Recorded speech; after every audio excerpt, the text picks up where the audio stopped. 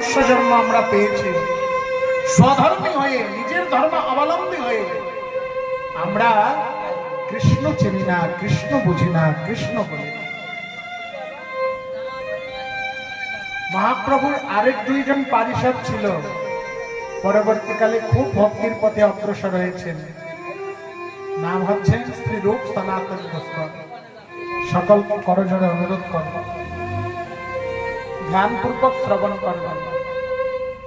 ভক্তের চরিত্র শ্রবণ করলে পরে নিজের মনের মধ্যে ভক্তির জন্ম হয়। তার জন্য বারংবার অনুরোধ করব, কৃপা করে কথা শ্রবণ করব। দক্ষিণ দেশে এক ব্রাহ্মণের পরিবারে অমর এবং সন্তোষ হয়ে দুই সন্তানের জন্ম হয়। ধ্যান সে সন্তান।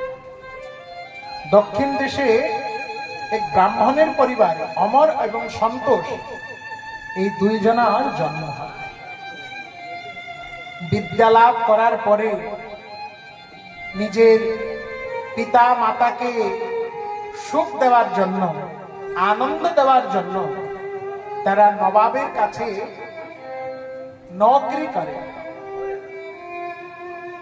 আর নবাব সেই অমর এবং সন্তোষকে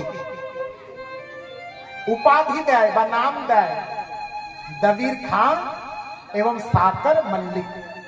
ধ্যান সে শুনবেন, ওই অমর এবং সন্তোষের নাম হয় দবির খান, আর আরেকজনের নাম হয় সাকর মল্লিক। নবাবের কাছে চাকরি করে। মা বাবা ধ্যান সে শুনবেন, হয়তো কিছু শিখার কথা মনে হয়, ভগবানের কথা ভক্তের চর্চা শুনলে মনে হয় কিছু লাভ করা যেতে পারে।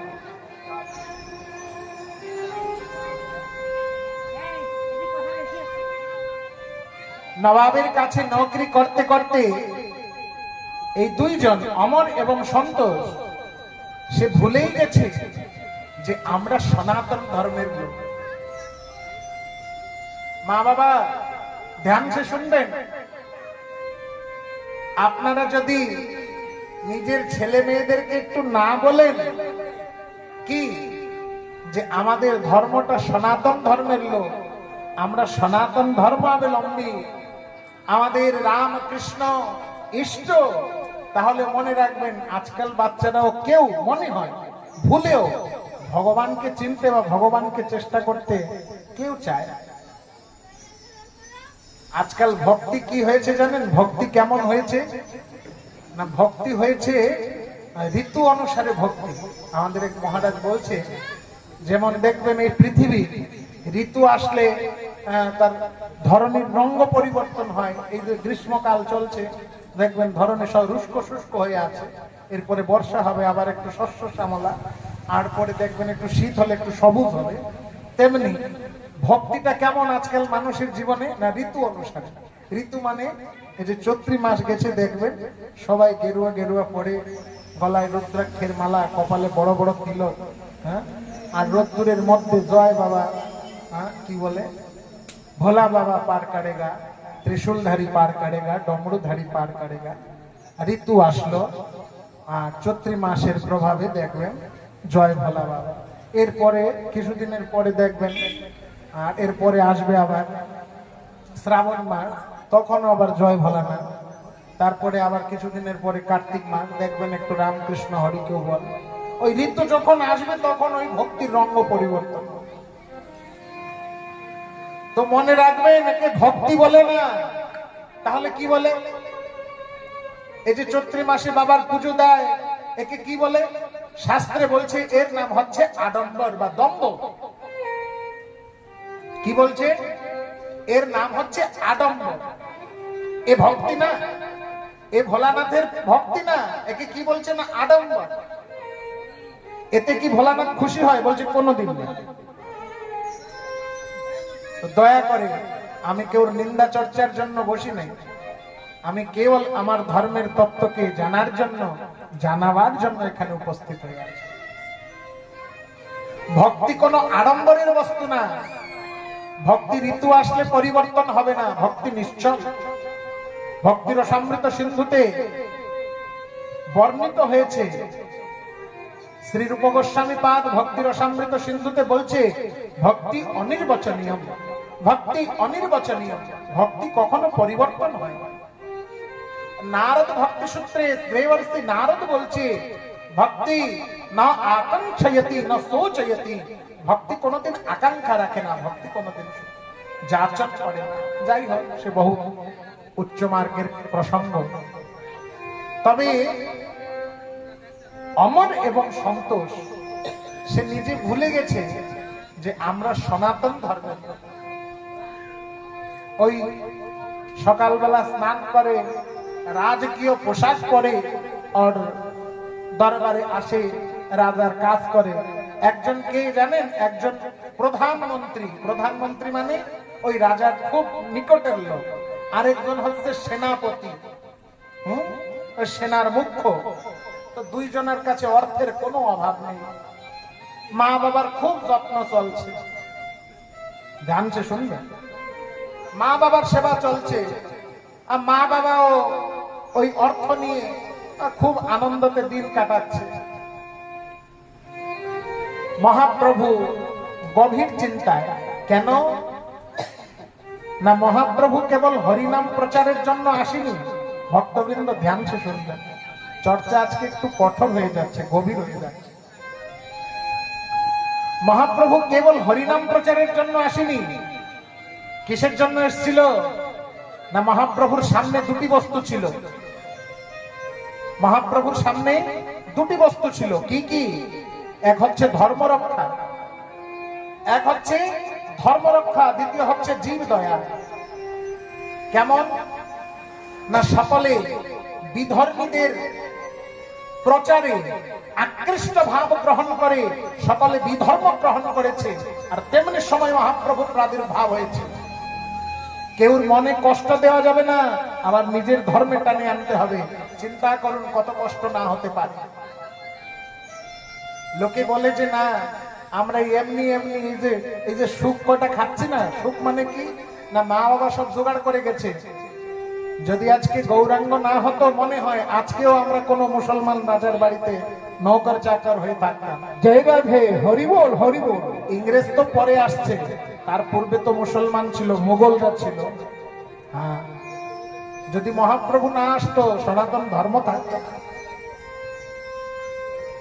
তো মহাপ্রভু মনে মনে খুব চিন্তা, ধর্মের প্রচার করতে হবে, প্রচার করার জন্য লোকের ব্যবস্থা করতে হবে। তখন মহাপ্রভু নবদ্বীপ ত্যাগ করে এই নীলাচল মন্ডলে আসছে, উড়িষ্যার মাটিতে আসছে। উৎকল মাটিতে এসে জগন্নাথ পুরীতে তিনি সনাতন ধর্ম হরিনামের প্রচার করেন। আর তখন মহাপ্রভু নিত্যানন্দ আদি আদি প্রভৃতি ভক্তবৃন্দকে বলে, শোনো আমি একটু দক্ষিণ দেশে যাব। তো নিত্যানন্দ প্রভু বলছে যাও, কোনো অসুবিধা নেই।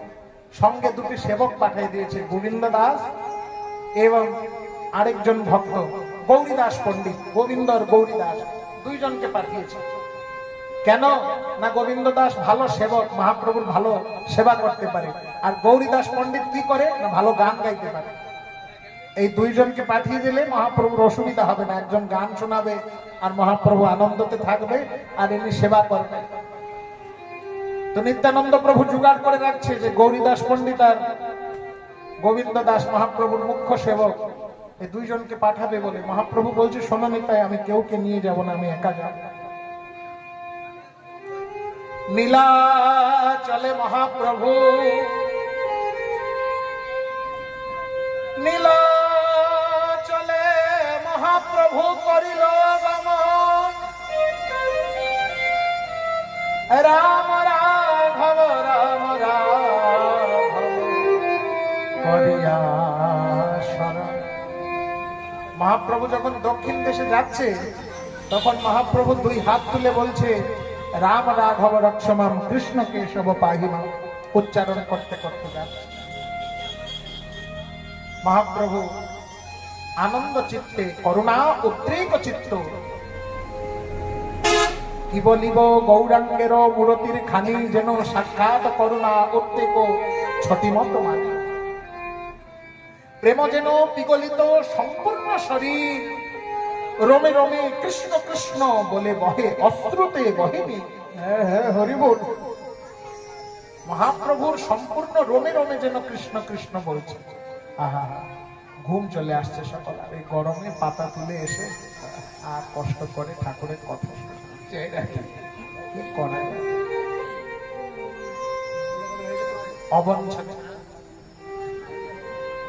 অবাঞ্ছনীয় বস্তু। তথাপিও আমরা বেশি দূর নেব না, 10টা, 10:30, 10টার মধ্যে বিশ্রাম দিব মনে হয়। 10টা বেজে গেছে দেখি।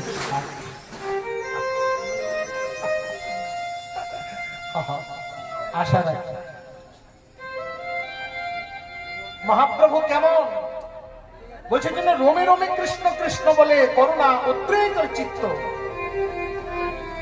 যে জন গৌরকে চিনি নাই, যে জন গৌরাঙ্গের পারিষদ হই নাই, সেজন কৃষ্ণ রস সিন্ধু পাওয়া বড় কঠোর, বড় কঠিন কৃষ্ণ রসকে পাওয়া। তবে আজ মহাপ্রভু দুই বাহু তুলে কৃষ্ণ কেশব রাম রাঘব উচ্চারণ করতে করতে দক্ষিণ দেশে যাচ্ছে।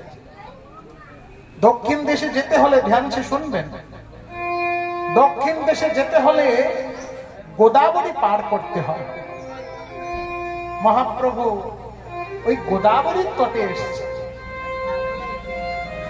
আর এই গোদাবরীর তটে এসে মহাপ্রভু এই গোদাবরীকে দেখে মনে করছে যে এই যেন সেই ত্রেতা যুগের গোদাবরী, যেই গোদাবরীর তটে একটি মা ছিল যার নাম ছিল শবরী। মতঙ্গ মুনির আশ্রমের নিকটে এই শবরীর আশ্রম ছিল। শবরী একটি বুড়ি পর্ণ কুটির করেছিল। মহাপ্রভু সেই কথা চিন্তা করছে। আর মহাপ্রভু সেই কথা চিন্তা করতে করতে ভাবছে যে সে বুড়ি কত ভাগ্যবতী, সে বুড়ি কত ভাগ্যবান যে তার দুয়ারে প্রভু শ্রী রামচন্দ্র এসেছিল। ছোট্ট একটি কথা না বলে এইখানের থেকে চলে যাওয়া ভুল হবে। শবরী যখন ধ্যান সে শুনবেন, শবরী যখন প্রভু রামচন্দ্রের জন্য পুষ্প সাজিয়ে পথের দিকে তাকিয়ে থাকতো, যত ঋষি মুনি ছিল তাকে দেখে হাসতো। বলছে কেন? বলছে শবরীর কোনো সাধন ভজন ছিল না, সে কোনোদিন মালা করতো না, সে কোনোদিন ভোগ লাগাইতো না। সে প্রত্যেক সময় একটাই কথা তার মনের মধ্যে চিন্তা, একটাই তার মনের মধ্যে বিচার, কবে রাম আসবে, কবে রাম আসবে। তার জন্য আমি পথটা সাজিয়ে রাখবো, তার জন্য আমি কিছু খাওয়ার জন্য রাখবো, একটাই চিন্তা রাম আসবে, আসার পথটা যেন আমি সাজিয়ে রাখি। রাম আসলে আমি যেন একটু জল, একটু ফল দিতে পারি, বাস, আর কোনো চিন্তা নেই। আর সবারই এমন চিন্তা করতে করতে একদিন প্রভু শ্রী রামচন্দ্র সাক্ষাৎ আসছে শবরীর কুটিরে। শবরীর কুটিরে যখন প্রভু সাক্ষাৎ এসেছে তখন মা শবরী নয়ন বিগলিত বাড়ি, নয়নের দিকে অস্ত্র ধার ধার। আর মা শবরী কুসুমিত পথে প্রভুকে নেওয়াছাওয়ার হয়ে নিয়ে যাচ্ছে যে প্রভু চলেন, অন্য কুটিরের দিকে চলে। প্রভু গেছে, প্রভু যখন গেছেন তখন মা শবরী বসার জন্য আসন করছে। ধ্যান সে শুনবেন, বসার জন্য আসন খুঁজছে। কি আসন দিব? শাস্ত্রে বলছে কি আসন দিব তোমায়, যার আসন পদ্মালয়া, যে পদ্মের উপরে বসে, যে অনন্তের উপরে বসে, আমি তাকে কি আসন দিব? শবরী খুঁজছে খুঁজছে খুঁজছে, কিছু পাচ্ছে না। তখন কটা কুটো ছিল, কুটো বিছিয়ে দিয়েছে, আর প্রভু শ্রী রামচন্দ্র সে কুটোর উপরে বসছে। রামচন্দ্র বলছে যে মা, বড় খিদে লাগছে, কিছু খেতে দিবে? তখন শবরী চক্ষু থেকে অস্ত্রটা কিঞ্চিত পরিমাত্রকে মুছে ঘরের ভিতরে চলে যায়। আর খণ্ডিত খণ্ডিত বড়ই, মানে আধ কামড় দেওয়া বড়ই, এক ডালা বড়ই নিয়ে আসে প্রভু সামনে রেখে দেয়। লক্ষণ বলে, প্রভু সাবধান, এ যেন উচ্ছিষ্ট হয়ে আছে মনে হচ্ছে। তো প্রভু লক্ষণকে বলে, আরে আমার জীবনটাই তো উৎকৃষ্ট, আমার জীবনটাই তো উৎকৃষ্ট। ধ্যান সে শুনবে, আমার জীবনটাই তো উৎকৃষ্ট। বলছে কেন? না ভক্ত আমার মাতা পিতা, ভক্ত বন্ধু ভাই, ভক্ততে দিলে খাই, না হলে উপবাসে যায়। বলো বলো, ভক্ত আমার মাতা পিতা, ভক্ত বন্ধু ভাই, ভক্ততে দিলে খাই, নচেত উপবাসে যায়। তা বলো, ভক্ত দিচ্ছে মানে উৎকৃষ্ট, আমি তো সারা জীবন উৎকৃষ্টই পেয়ে গেল। আপনারা বলবেন কেমন কথা গোসাই, আমরা ঠাকুরকে ভোগ দিই তাই উৎকৃষ্ট? বলছে হ্যাঁ। বলো, উৎকৃষ্ট না? ছোট বাছুর যখন গাভীর স্তনকে উৎকৃষ্ট করে তখনই দুগ্ধ বেরোয়, তাই তো? না আর কিছুতে দুগ্ধ বেরোয়? কোনোদিন না, উৎকৃষ্ট করার পরেই দুগ্ধ বেরোয়। আর তাই আমরা বলি ওম সহস্র পুরুষম সহস্র শ্রীসে, তখন আমরা ওই উৎকৃষ্ট বস্তুকে এনে ভগবানকে স্নান করাই। বলো বলো, ভগবান কখন ভালোটা খায়? ধান গর্ভবতী হয় বা গর্ভ হয়, তাকে এনে আমরা তাকে ভাঙায় জাল দিই মানে উৎকৃষ্ট, আর সেই উৎকৃষ্ট অন্নকেই ভগবানকে দিই। বলো বলো, ভগবান কোকাই ভালোটা খায়? বল, তরকারি সে তো ভালো থাকে, তাকে এনে রান্না করে মই মশলা দিয়ে তাকে উৎকৃষ্ট করি, তারপরে ভগবানকে দিই, তারপরে ভগবান সেবা করে। বলো বলো, কোথায় আমরা ভালোটা দিই?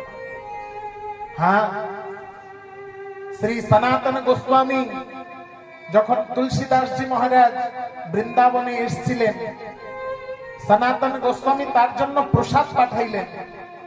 আর প্রসাদ পাঠাইলেন এক ভক্তের কাছে। ভক্ত হাতে ধরে নিয়ে যাচ্ছে।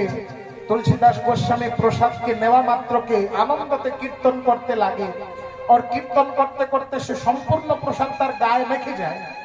তখন সে ভক্ত জিজ্ঞাসা করে, গোসাই তুমি উৎকৃষ্ট হয়ে গেছো, তুমি আইতে হয়ে গেছো কেন? না সারা গায়ে তোমার প্রসাদ হয়ে গেছে। তখন তুলসীদাস গোস্বামী বলছে, আরে এই বৃন্দাবনটাই তো উৎকৃষ্ট, এই বৃন্দাবনটাই তো উৎকৃষ্ট। ভগবানের বংশী নিনাদিতম করে এই বৃন্দাবনকে উৎকৃষ্ট করে জন্ম। এ ভাই বড় ভাবের প্রসঙ্গ। মা সবরী লক্ষণ বলছে, ঠাকুর খেও না, উৎকৃষ্ট বস্তু দিয়ে আছে।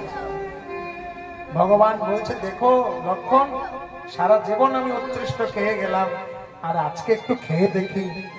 মা সবরী বড় প্রেম ভরে বড়ইগুলো বাড়িয়ে দেয়, আর প্রভু রামচন্দ্র সে বড়ইগুলো খায়। প্রভু বলে, মা খুব সুস্বাদু হয়েছে, খুব ভালো হয়েছে। সবরী বলে, প্রভু ভালো হবে না কেন? ভালো হবে না কেন? বলছি কেন মা?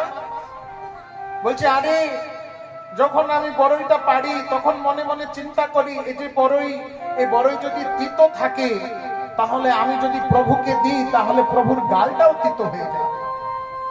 এই বড়ই যদি কষায় থাকে, প্রভুকে যদি অর্পণ করি প্রভুর গালটাও কষায় হয়ে যায়।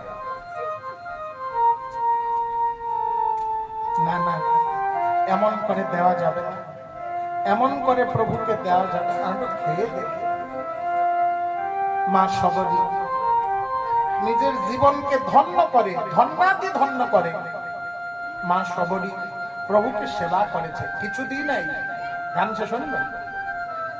ভগবান বলছে, হে ভক্তগণ, তোমাদের কাছেতেও আমি কিছু চাই না, তোমাদেরও কিছু দেওয়া লাগবে না। কেবল পত্রম পুষ্পম ফলম তোয়া জমে ভক্ত প্রবশ্যতি। আরে কিছু দেওয়া লাগবে না, ওই বাড়িতে দুটো তুলসী পাতা তুলবে, চোখের জলে ভিজিয়ে আমার চরণে অর্পণ করে কেবল এইটুক বলবে, হে রাধা রানী, হে গোবিন্দ, আমি যা করেছি, যা করতেছি, যা করব সব তোমার জন্য, আর কিছু চাই না। আমার প্রভু এতে খুশি, এতেই প্রশংসা। মা সবরী প্রভুকে সেবা দিল, জল আর ফল। তৎপশ্চাৎ প্রভু মাকে জিজ্ঞাসা করে, মা কি চাও? সবরী বলে, না চাজম রাজ্যম না চ কনক মাণিক্যম বিভবম। প্রভু আমি কিছু চাই না। বলছে, না না কিছু চাও আমার কাছে। সবরী বলছে, না না প্রভু আমি কিছু চাই না। তাহলে কি চাও? বলছে, প্রভু সদা কালে কালে প্রথমম প্রতিদানা গীত চরিত। আমি সদা সর্বদা তোমার ওই রাঙ্গা চরণে থাকতে চাই, আর কিছু চাই না। তাই আজ ভগবান তার রাতুল চরণ যুগল বাড়িয়ে দেয়, আর সবারই প্রণাম করে জলের মতন প্রবাহিত হয়ে যায়। জলের মতন প্রবাহিত হয়ে যায়। ধ্যান সে শুনবেন। সেখানে যত ঋষিমুনি ছিল তারা সবাই প্রভু রামচন্দ্রকে নিমন্ত্রণ করতে আসলো।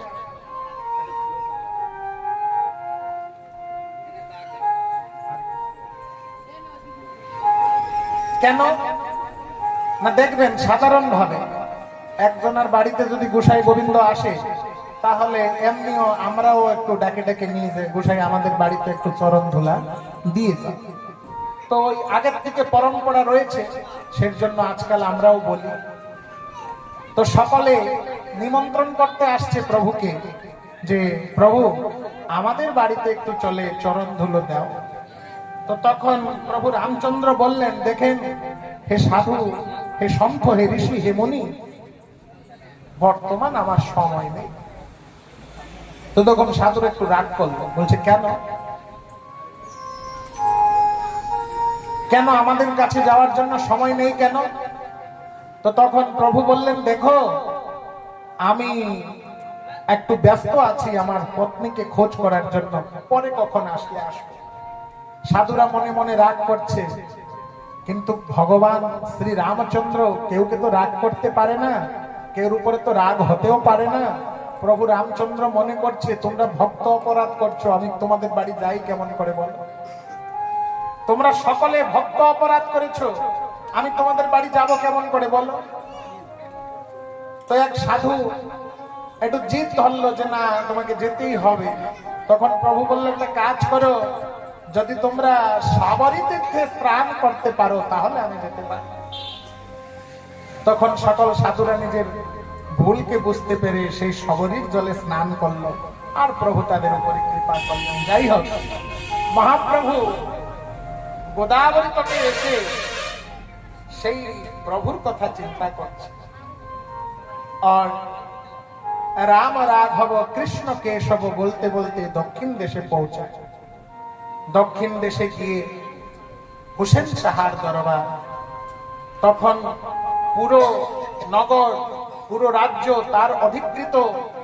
সে নবাব, সে শাসন করছে চারদিকে।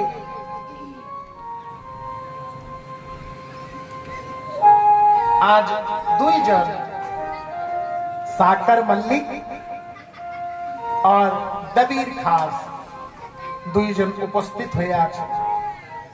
মহাপ্রভু নগরে প্রবেশ করে হরিনামের প্রেম এমন প্রকারে প্রবাহিত করছে, হরিনামের বন্যা এমন প্রকারে প্রবাহিত করছে, ভাষায় বলা যাবে না। আর তখন নগরে সকলে উদণ্ডে কীর্তন করছে, নগরে সবাই যেন এক মুখে হরে কৃষ্ণ গুণ গাচ্ছে। তখন নবাবের কানে গিয়ে পড়ল যে বাংলার থেকে কোন সন্ন্যাসী এসছে, আর সবাইকে হরির নামে প্রেমে এমন মাতি দিয়েছে যে কেউ আর আল্লাহ বলে না, কেউ আর আমাদের এই ধর্মকর্ম করতে চায় না। তখন ধ্যান সে শুনবেন, অল্প সময় নিব। নবাব ডাক দিয়েছে মহাপ্রভুকে দরবারে, আর মহাপ্রভু দরবারে গিয়ে পৌঁছাইছে। নবাব জিজ্ঞাসা করছে, তুমি কে, কোথায় থেকে আসছো? তখন মহাপ্রভু নবাবকেও বলছে, তুমি কে, কোথায় থেকে আসছো? নবাব রাগ করে বলছে, আমার নাম অমুক। মহাপ্রভু জিজ্ঞাসা করছে, আরে বাবা রে, আমি তোমার এমনি পরিচয় জিজ্ঞাসা করি নাই, আমি তোমার আসল পরিচয় জিজ্ঞাসা করছি। হু আর ইউ, তুমি কে? ধ্যান সে সুন্দর। নবাব জিজ্ঞাসা করছে মহাপ্রভুকে, তুমি কে, কোথায় থেকে আসছো? তখন মহাপ্রভু নবাবকে জিজ্ঞাসা করছে, তুমি কে, তুমি কোথায় থেকে আসছো? নবাব বলছে, আমার নাম অমুক, আমার জন্ম এই স্থানে। তখন মহাপ্রভু বলছে, আমি তোমার এই ঠিকানা জিজ্ঞাসা করিনি, তোমার আসল ঠিকানা জিজ্ঞাসা করছি। নবাব তখন চুপ হয়ে যায়। মহাপ্রভু ওই দবির খাস আর সাকর মল্লিকের দিকে তাকিয়ে বলে, আরে তোমার তো খুব বিদ্বানের মতন জানো, মনে হয় যে তোমরা খুব বিদ্বান, আমি তোমাকে জিজ্ঞাসা করছি তুমি কে, কোথায় থেকে আসছো? দবির খা আর সাকর মল্লিক চুপ হয়ে যায়, মনে মনে জিজ্ঞাসা করছে, সত্যি আমি কে? বলো দেখি মা, তুমি কে? যদি আমি আপনাকে জিজ্ঞাসা করি, ও মা তুমি কে, তো হয়তো তুমি এই উত্তর দিবে যে আমার নাম অমক, আমার পতির নাম অমক, আমার ছেলের নাম অমক, আমার মেয়ের নাম অমক। কিন্তু মনে রাখেন, এ আসল পরিচয় না, এ জীবনের আসল পরিচয় না। আসল পরিচয় কি না? আসল পরিচয় হচ্ছে আমাদের এই। আসল পরিচয় কি? কৃষ্ণদাস হইয়াজি। আসল পরিচয় কি না? আমাদের জীবনের পরিচয় হচ্ছে আমরা সকলে ভগবানের নিজের জন, জীবের স্বরূপ হয় নিত্য কৃষ্ণদাস।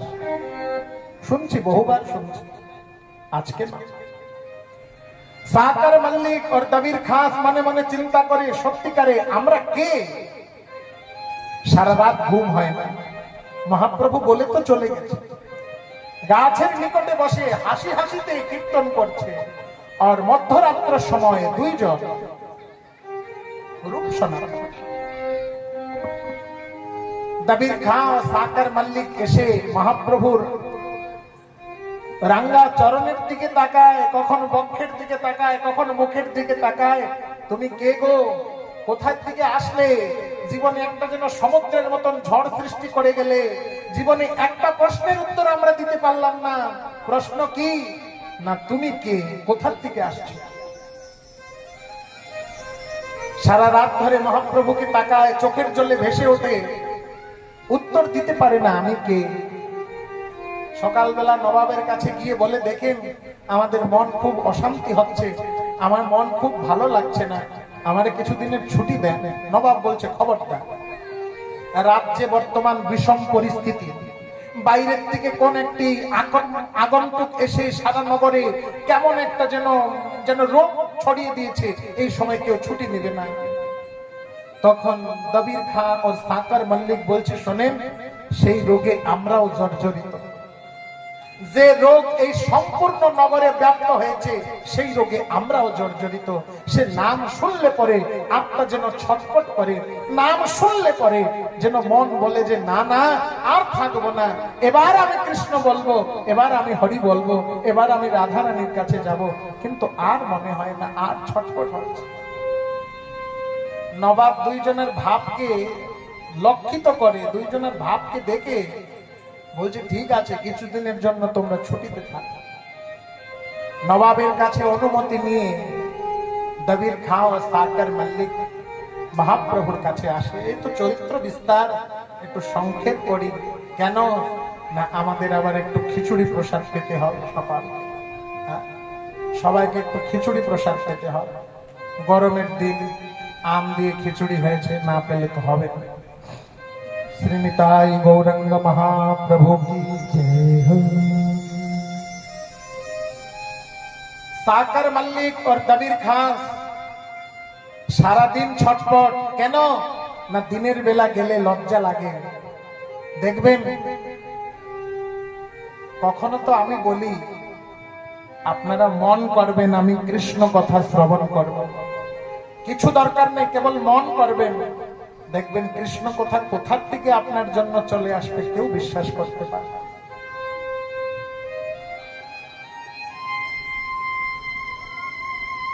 দিনে গেলে লজ্জা লাগে, আর রাত্রবেলা অন্ধকারে গেলে কেউ দেখবে না। দুজন মাথায় কাপড় দিয়ে, রাজার প্রধানমন্ত্রী, একজন সেনাপতি, মাথায় কাপড় দিয়ে মহাপ্রভুর কাছে ওই বটতলায় এসে মহাপ্রভু কীর্তন করছে, আর দুইজন এসে দাঁড়ায় কীর্তন শুনছে, কাঁদছে। কাঁদছে। কেন বলো? চক্ষুতে অশ্রু কখন আসে? না যখন মন বলে যে মন রে তুই বড় ভুল করেছিস। কৃষ্ণ না বলে জীবনে তুই বড় ভুল করেছিস, হরি না বলে জীবনে তুই বড় ভুল করেছিস, তখনই মন যখন বলে তখনই চক্ষুতে জল আসে। দবির খাঁ সাকার মল্লিক কান্না করছে, মহাপ্রভু কীর্তনে মত্ত হয়ে আছে, কীর্তন মত্ত হয়ে আছে, অভিমত্ত হয়ে আছে, আর সহ্য করতে পারল না। দুইজনে মহাপ্রভুর ওই রাতুল চরণতলে পড়ে গেল। মহাপ্রভু বলছে কৃষ্ণ দ্রোহী জনে চোখে না দেখিব। মহাপ্রভু বলছে আমি কৃষ্ণ দ্রোহী যারা আমি তাকে দেখবো না। জিজ্ঞাসা করছি আচ্ছা আমি কে? তুমি তো বলে আসলে বাবারে তোমরা তো বড় বিদ্বানের মতন জানা যাও, তো বলো দেখি প্রভু আমাদের বিদ্বত্তা কত দূর, আমি কে, আমার ঠিকানা কোথায়, একবার তুমি জানো যখন বলে দাও। মহাপ্রভু দুইজনকে উঠিয়েছে, কোলাগ্রত করে বলছে কেন রে তুমি চিনতে পারছো না? তুমি সেই ব্রজের যুবতী ভাবে রসমতী, তোমরা সেই ব্রজের গোপী, তোমার নাম হচ্ছে রূপমঞ্জরী, তোমার নাম হচ্ছে লবঙ্গ মঞ্জরী। আচ্ছা আমরা বৃন্দাবনের গোপী? বলছে হ্যাঁ হ্যাঁ। প্রভু তাহলে তুমি কে? তখন মহাপ্রভু নিজের যুগল মূর্তি দর্শন করাচ্ছে, রাধা কৃষ্ণ মিলিত তনু দর্শন করাচ্ছে।